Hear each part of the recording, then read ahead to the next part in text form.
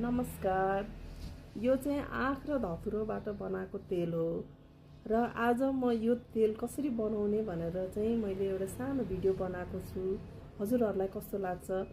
कतिलाई त थाहा होला आँख धतुरोको तेलले चाहिँ मालिस गर्दाखेरि चाहिँ के हुन्छ भन्ने कुरा। तर भन्नुपर्दाखेरि चाहिँ हाड जोर्नीहरू भाँचेर मसल्सहरू दुखेको जोर्नीहरू दुखेको छ भनेदेखि चाहिँ यो तेलले मालिस गरिसकेपछि जस्तो सुकै पुरानो यो रोगहरू निको भएर जान्छ।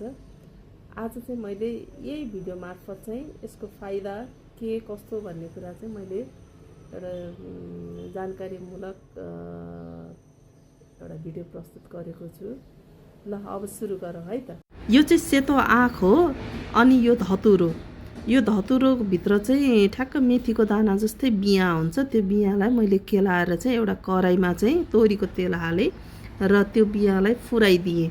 सेम मेथीको दाना जस्तै गरेर फुराइदिएँ र सँगै चाहिँ त्यो अघिको आँखलाई पनि मैले त्यसैमा हालिदिएँ।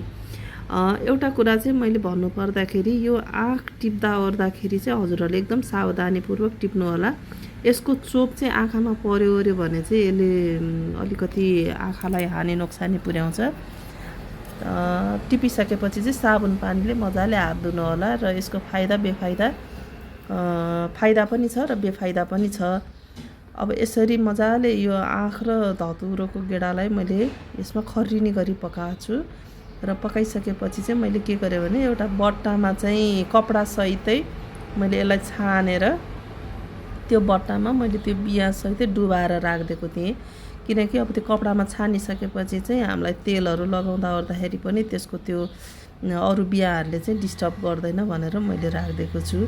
भिडियो मन परेदेखि हजुरहरूले लाइक, सेयर, कमेन्ट गर्नु होला। हस्त, धन्यवाद।